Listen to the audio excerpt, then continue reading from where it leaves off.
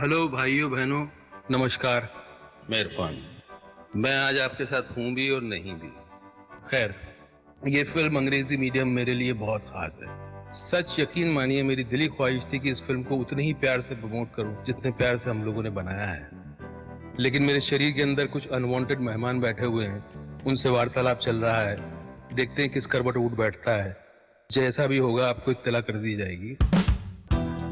कहावत है, when life gives you lemon, you make a lemonade।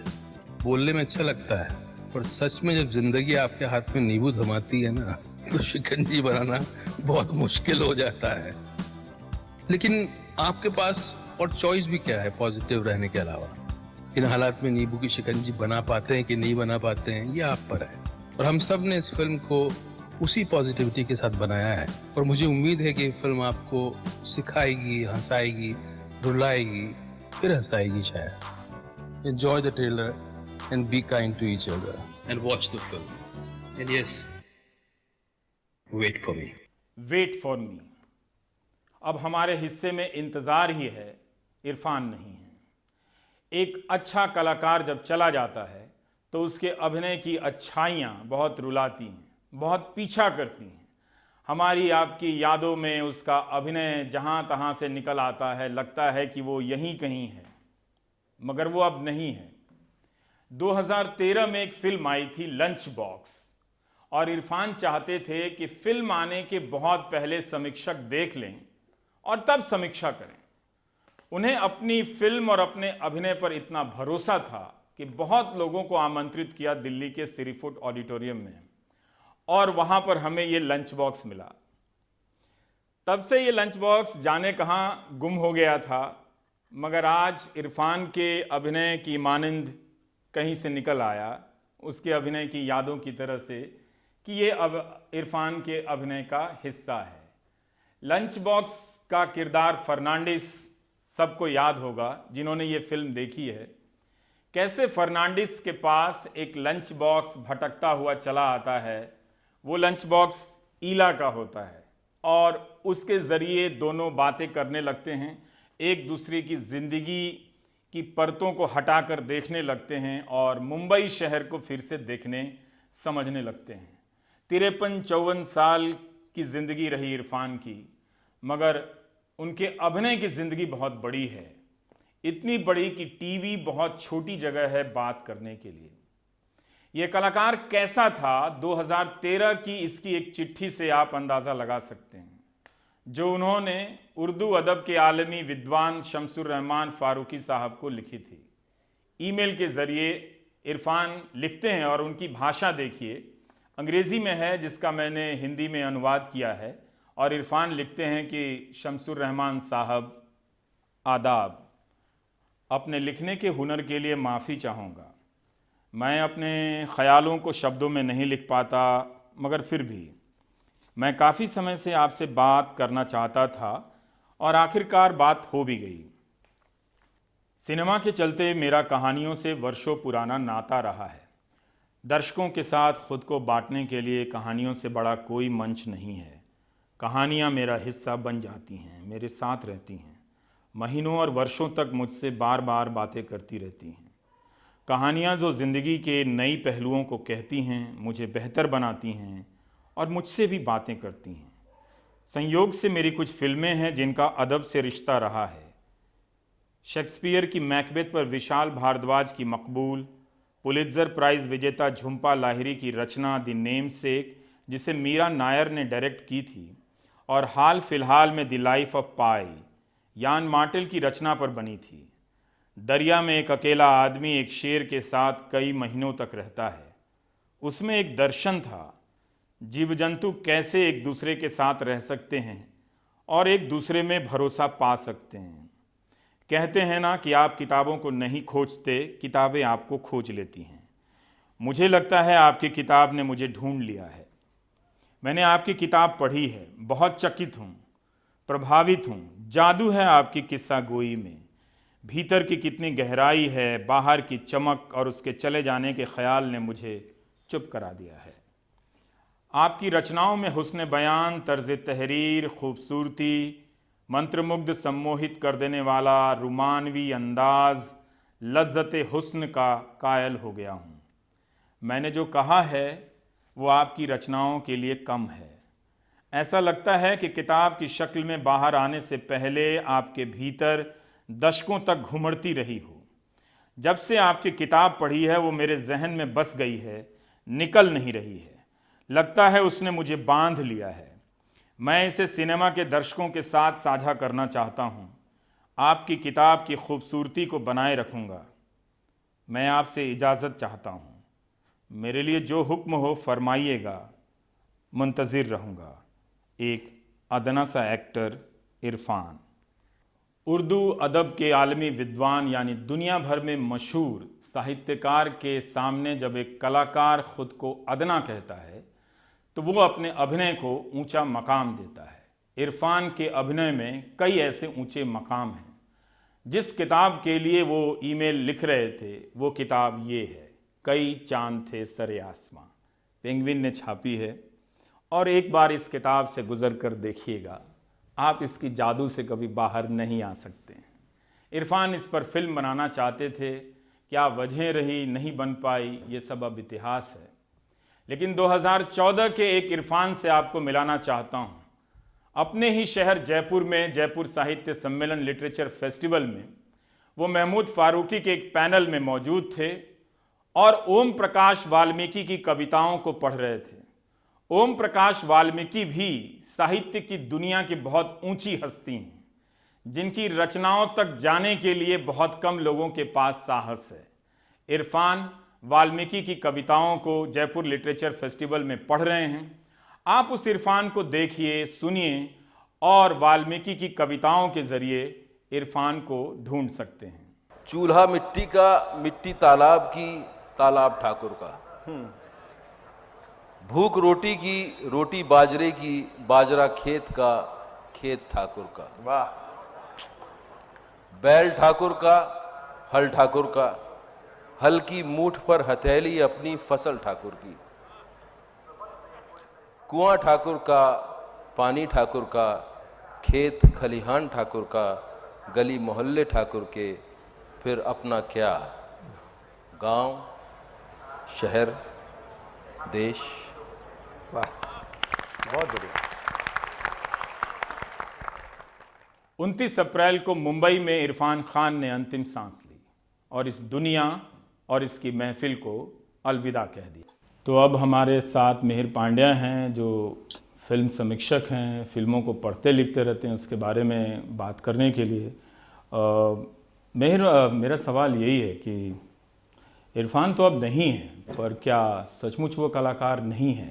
Ravish, बहुत ही मतलब हम सब डरे हुए थे शायद पिछले 2 साल से, और हम सबके मन में आशंका थी कि ये दिन आएगा, लेकिन हम में से कोई भी शायद इसके लिए तैयार नहीं था। और इस समय पे जब हमको बहुत ज़्यादा हिम्मत और मजबूती की ज़रूरत है, तब ये घटना हुई है। तो क्या कहें, मैं तो खुद को नहीं संभाल पा रहा हूँ, मैं बाकी लोगों को क्या दिलासा दूंगा। लेकिन मैं यही कह सकता हूँ कि मेरी जनरेशन का, या शायद आपकी जनरेशन का भी, हमारी जनरेशन का शायद सबसे बड़ा लीडिंग स्टार, सबसे बड़ा अभिनेता अगर कोई हमने देखा है, वो चला गया है आज। और कोई सीमा, कोई बाउंड्री नहीं है जिसमें इरफान को बांधा जा सकता है। वो जिस छोटी सी जगह से निकले, और मैं शायद मेरा इमोशनल कनेक्शन इसलिए भी है कि मैं भी उसी छोटी सी जगह से आता हूँ, और जहां तक वो पहुंचे, ये मतलब अद्वितीय कहानी। और अभिनय में मेरे ख्याल से जो एक पूरी श्रृंखला है अभिनेताओं की, वो इरफान का नाम लिए बिना पूरी नहीं होती। अगर आप भारतीय सिनेमा की बात करें तो मैं मानता हूं कि मोतीलाल और बलराज साहनी या संजीव कुमार जैसे अभिनेताओं के बाद अगर इस जनरेशन में किसी का नाम लिया जाएगा तो वो इरफान का ही नाम लिया जाएगा। और ये दुख की बात ये है कि हम उन्हें शायद उनकी कला का, उनकी प्रतिभा का एक बहुत छोटा सा हिस्सा देख पाए हैं। हम शायद पूरी तरह से हम इसके लिए पूरी तरह से अपने आप को ही जिम्मेदार ठहराएं कि हमारी इंडस्ट्री, हमारा सिनेमा, हमारा मेन स्ट्रीम लोकप्रिय हिंदी सिनेमा उस प्रतिभा का पूरी तरह दोहन ही नहीं कर पाया, वो उसका पूरी तरह उपयोग ही नहीं कर पाया। और इसीलिए पश्चिम की, वेस्ट की, हॉलीवुड की कई फिल्मों में उनका जो काम देखने को मिलता है वो एक एक सबूत है इस बात का कि हम कितना कम उनको जान पाए, कितना कम उनके अभिनय को देख पाए हैं। और मिहिर, आप अगर आप उनकी सारी फिल्में आपने देखी ही होगी, जी जी रवीश। तो किस इरफान को आप ज़्यादा चैलेंजिंग पाते हैं अभिनय में, कि ऐसा भी कोई अभिनय कर सकता है? मैं वो नेमसेक है, मकबूल है, द लाइफ ऑफ पाई है, या इंग्लिश मीडियम है? रवीश, कौन सी फिल्म? इरफान की सबसे बड़ी बात यही है कि वो हर फिल्म उनकी आप देखें तो आपको लगेगा कि शायद ये उनका सर्वश्रेष्ठ काम था। जब हमने उनको पान सिंह तोमर में देखा था तो ये बहुत सारे लोगों ने लिखा होगा कि इससे ऊपर अभिनय करना, इससे इस लेवल से ऊपर जाके अभिनय करना शायद असंभव है, लेकिन उन्होंने खुद ही अपनी एक के बाद एक फिल्मों से साबित किया कि वो उस अभिनय को तोड़ सकते हैं। और ये कोई जन्मजात प्रतिभा वाली बात नहीं है। ये हमारे हमारी इंडस्ट्री में एक मशहूर चीज है कि पैदाइशी होता है अभिनय, तो लोग सीख के आते हैं। इरफान ने वो क्राफ्ट सीखा है और उनको अपने क्राफ्ट पे जो भरोसा था वही आप देखेंगे कि वो ऐसी भूमिकाओं में घुस जाते हैं जो कि शायद उनके परिवेश से, उनकी दुनिया से बिल्कुल अलग है। आप नेमसेक देखिए। नेमसेक देखने के बाद में बहुत सारे बंगाली लोग ये मानने से इनकार कर देते हैं कि ये आदमी बंगाली नहीं है। इरफान शूटिंग के लिए पहली बार अमेरिका गए थे, जब उस फिल्म की शूटिंग के लिए गए थे। ये उनकी उनकी जीवनी, आप अगर जो अभी असीम छाबड़ा ने उनकी जीवनी लिखी है वो देखें तो उसमें उसकी शूटिंग के कुछ किस्से हैं। और वो अगर आप उपन्यास पढ़ें झुंपा लाहिड़ी का, बहुत सुंदर उपन्यास है। उस उपन्यास का नायक गोगोल है, लेकिन जब वो फिल्म में जाते हैं तो वो गोगोल की कहानी की बजाय वो अशोक गांगुली की कहानी बन जाती है। और वो अभिनय जो इरफान और तब्बू ने किया, वो एक नव दंपत्ति जो एक नए शहर के अंदर वो विस्थापन और वो पीड़ा, अपना घर छोड़ने का दुख, वो सब कैसे उनके चेहरे पे उभर के आता है। तो किस फिल्म की बात करें, किस फिल्म को छोड़ें, मैं यही कहूंगा कि उन्होंने सारी सारी जिस भी भूमिका में वो गए उस भूमिका को अपना बना लिया। और ये मैं जब उनको पान सिंह तोमर में देख रहा था तो मैंने ये बात कही थी कि पान सिंह तोमर देखते हुए कोई यकीन नहीं कर सकता कि ये आदमी उसी जमीन, उस भिंड मुरैना की वो जो बोली उन्होंने पकड़ी है वो सच में वहां का रहने वाला नहीं। और जब वो, और उस फिल्म में मिहिर, इरफान का दौड़ना हाँ, हतप्रभ करता था कि कोई दौड़ने को इस तरह के अभिनय में बदल सकता है। वो जो आमतौर से हम जोड़कर देखते हैं दौड़ने को कि कोई विजेता या चैंपियन दौड़ रहा हाँ, है, हाँ, लेकिन कोई अपनी गरीबी लेकर, अपनी भूख लेकर दौड़ रहा हो, इस तरह के अभिनय में कम ही उसका बयान दिखता है। और इरफान के बारे में आप ये देखिए कि एक आंगिक अभिनय की जो पूरी आंखों से जो बात कहने का, और ऐसे कई दृश्य हैं जो मुझे याद आ रहे हैं। वो दृश्य तो हमेशा पान सिंह तोमर का, जिस पे बात की जाती है, जब वो चिल्ला रहे हैं कि कौन कौन देगा इस बात का जवाब अपने अपने दुश्मन को मारने के बाद, लेकिन उसका कोई जवाब नहीं है। पूरा सिस्टम जो हमारे देश में ढह रहा है वो सिस्टम उनकी आंखों में दिखने लग जाता है उसके अंदर। और मैं वो छोटा सा दृश्य याद करूंगा जिसमें वो अपने बेटे को मिलने के लिए पुलिस अकादमी में आते हैं और दूर से अपने बेटे को देखते हैं और वो कैमरा रुक जाता है उनके ऊपर। मुझे लगता है कि कैमरे को अपने अपने ऊपर ठहरने के बाद में हैंडल कर पाना बहुत बड़ा चैलेंज होता है। हम जैसे लोग तो शायद एक सेकंड के लिए भी ये चैलेंज नहीं झेल सकते। इरफान जब पर्दे पे खड़े होते थे उसके बाद में आप किसी और तरफ आंख आपकी नहीं जाती थी।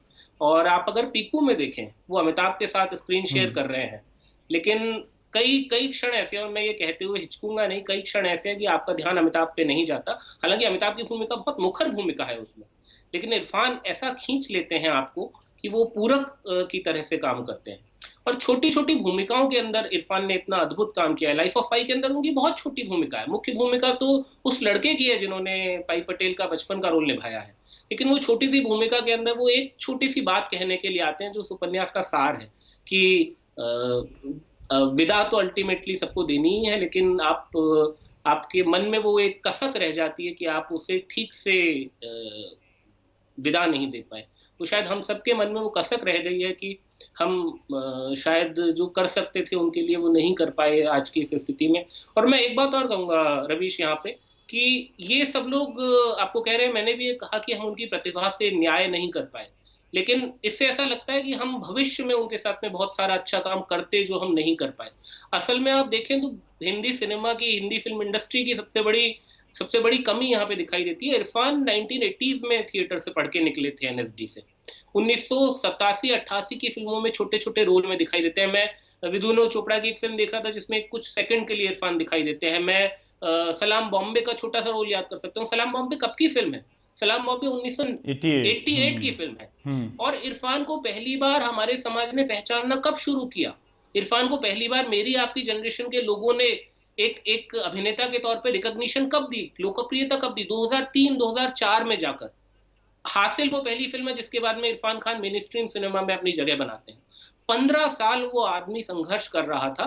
वो तब भी उतना ही अच्छा अभिनेता था, उसके पास में तब भी यही प्रतिभा थी। हमने उसकी पूरी जवानी को बर्बाद कर दिया। ये 90s का डिकेड हिंदी सिनेमा का जो बड़े बड़े स्टार पुत्रों को लॉन्च कर रहा था, वो इरफान की प्रतिभा को नहीं देख रहा था। और तब इरफान को टेलीविजन के ऊपर जगह मिली, रोजी रोटी मिली। भले ही आप टेलीविजन की दुनिया को कितनी भी गाली दें, लेकिन ऐसे बहुत सारे अभिनेता हैं जिन्होंने उसके जरिए अपने जीवन को चलाया। नहीं तो हो सकता है उनको बंबई छोड़नी पड़ी होती, हो सकता है वो वापस आ गए होते।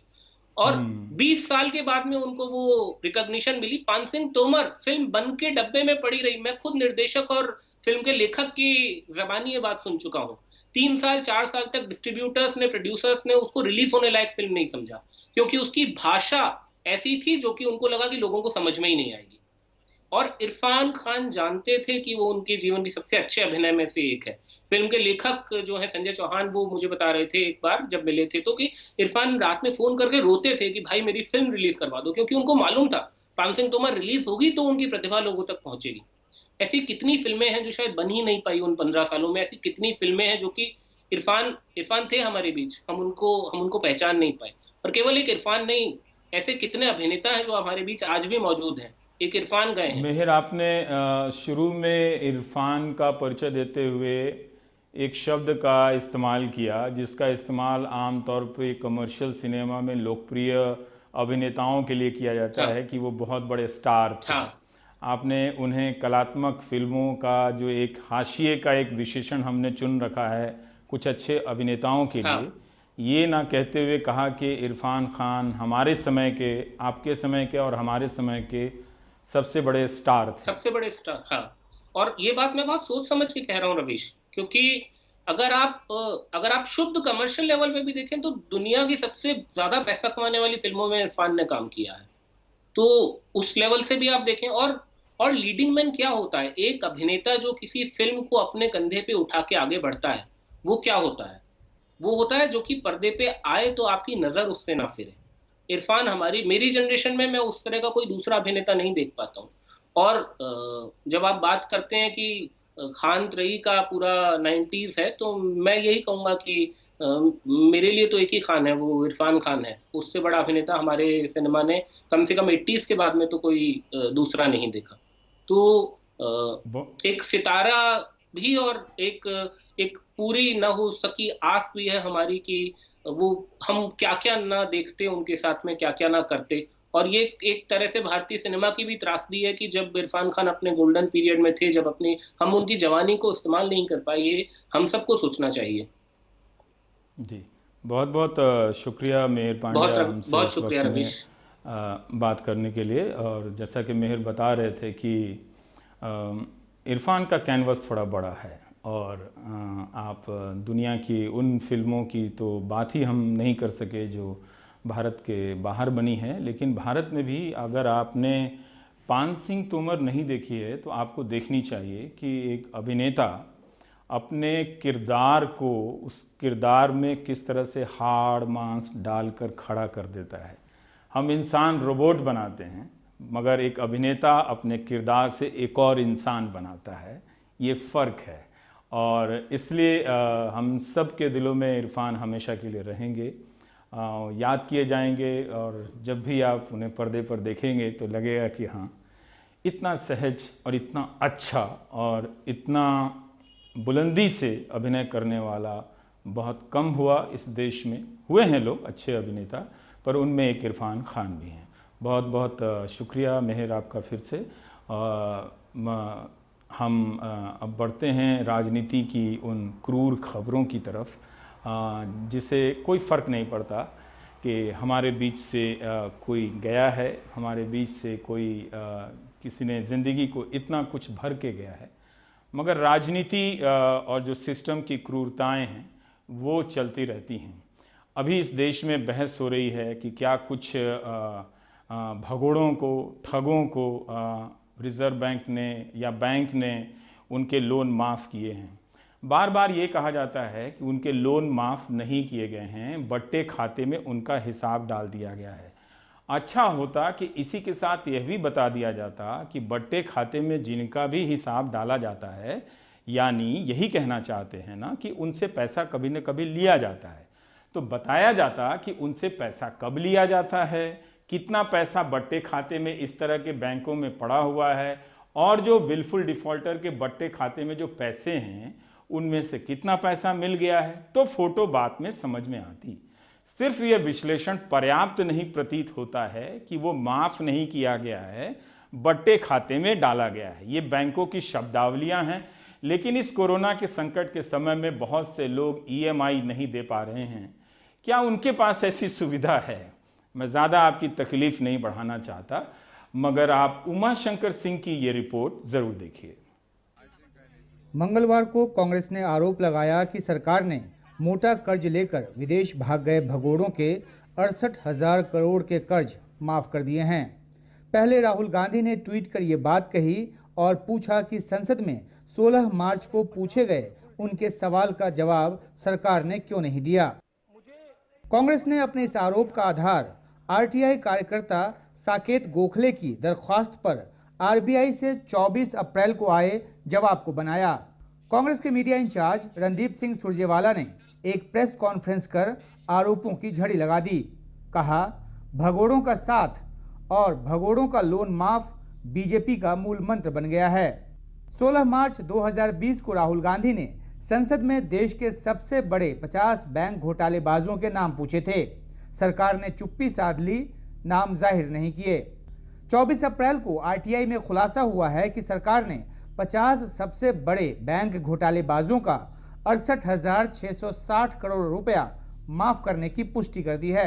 कोरोना से हर किसी को नुकसान हो रहा है। केंद्रीय कर्मचारियों का 37,000 करोड़ रुपए का DA घटा दिया गया है। सभी सरकारी और प्राइवेट कंपनियों के कर्मचारियों से हजारों करोड़ रुपए कोरोना से लड़ने के नाम पर लिए जा रहे हैं। ऐसे में मोदी सरकार बैंक डिफॉल्टर्स के 68,660 करोड़ रुपया माफ करने में लगी है। ये मोदी सरकार की जन धन गबन योजना है। कर्ज माफी की इस लिस्ट में सबसे पहले नीरव मोदी और मेहुल चौकसी की कंपनी का नाम है।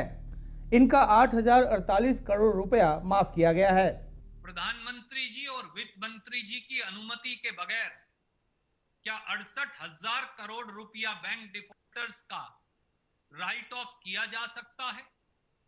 क्या 5.5 साल में 6,66,000 करोड़ रुपया जो राइट ऑफ हुआ वो प्रधानमंत्री जी की जानकारी के बगैर था? अगर वो इस प्रकार की अप्रत्याशित बात कहेंगे तो क्या उसे देश का कोई 130 करोड़ में से एक नागरिक भी स्वीकार कर पाएगा? इसके बाद मंगलवार देर रात वित्त मंत्री निर्मला सीतारमण ने एक के बाद एक 12 ट्वीट कर मुख्य तौर पर यह साफ करने की कोशिश की कि आखिर किसी भी घोटालेबाज भगोड़े का कोई कर्ज माफ नहीं किया गया है। ऐसे तमाम घोटालेबाजों से कर्ज की रिकवरी की प्रक्रिया जारी है और CBI से लेकर प्रवर्तन निदेशालय तक इस मामले में कानूनी लड़ाई लड़ रहे हैं। कांग्रेस के पूर्व अध्यक्ष राहुल गांधी और मीडिया इंचार्ज सुरजेवाला पर इस मामले में गफलत पैदा करने का आरोप लगाते हुए वित्त मंत्री ने उन्हें P चिदम्बरम से ट्यूशन लेने की सलाह तक दे डाली। ये भी कहा कि राहुल गांधी को UPA के जमाने में जो बुरे लोन दिए गए और जो कर्ज माफी की गई उसके बारे में मनमोहन सिंह से पूछना चाहिए। वित्त मंत्री ने अपने ट्वीट में उस तकनीकी नियम का हवाला दिया जिसमें कर्ज न चुकाने वालों के नाम बट्टे खाते में डालने का प्रावधान है। अर्थव्यवस्था के जानकार बताते हैं कि लोन वेवर और लोन राइट ऑफ में अंतर होता है। लोन वेवर यानी कि कर्ज माफी, लोन राइट ऑफ यानी कि बट्टा खाते में डालना। कर्ज माफी वो होती है जिसमें अगर कोई व्यक्ति कर्ज लेता है बैंक से और कतिपय वजहों से मजबूरी में उसे चुका पाने की हालत में नहीं होता तो सरकार उसकी स्थिति का मूल्यांकन कर उसके कर्ज को माफ़ कर देती है। जैसे कि किसी अकाल की स्थिति में या फसल खराब होने की स्थिति में किसानों की कर्ज माफ़ी की जाती है सरकार की तरफ से। वहीं दूसरी तरफ बट्टा खाते में डालना उसे कहते हैं जैसे किसी ने बैंक से कर्ज लिया, वो उसे चुका सकता है, उसकी कुवत रखता है, लेकिन वो तमाम प्रकार के हथकंडे अपनाकर उसको चुकाने से बचता रहता है। ऐसे मामलों में सरकार उससे जो रिकवरी की रकम है वो बट्टा खाते में डाल देती है और उसकी रिकवरी की प्रक्रिया चालू रखती है अलग अलग एजेंसियों के जरिए, चाहे वो ईडी हो या सीबीआई हो, और कानूनी प्रक्रिया उसमें अपनाई जाती है। Why don't they break up the NPAs into pre-2004, 2004 to 2014, and post-2014? That will give us an idea when the loans were given and which loans have become NPA. You hide that information, you refuse to answer the question, you don't give the breakup, and you keep on throwing these accusations. All these loans were given during the UPA regime. Umashankar Singh, NDTV India. और अब हम लेंगे एक break के बाद जब लौटेंगे तो एक और खबर पर बात करेंगे जो कमाल खान ने भेजी है।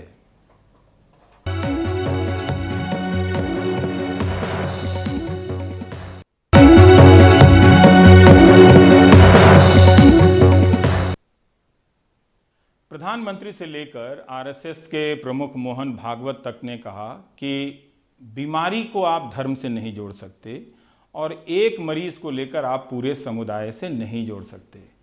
उनके कहने के बाद भी कोई फर्क नहीं पड़ता दिख रहा है। अभी भी सड़कों पर सब्जियों के ठेले पर इस तरह के धार्मिक ध्वज लगा दिए गए हैं और उनकी आड़ में ये सारा खेल हो रहा है कि ये उनका अधिकार है। बिल्कुल हो सकता है, लेकिन एक सभ्य देश में सब्जी वालों का मजहब के आधार पर बंटवारा होता रहे, मैं कितनी बार प्राइम टाइम में बोल चुका हूं, और तब भी फर्क ना पड़े तो सोचना चाहिए कि हमने अपने लिए किस तरह का भविष्य आखिरकार तय कर लिया है।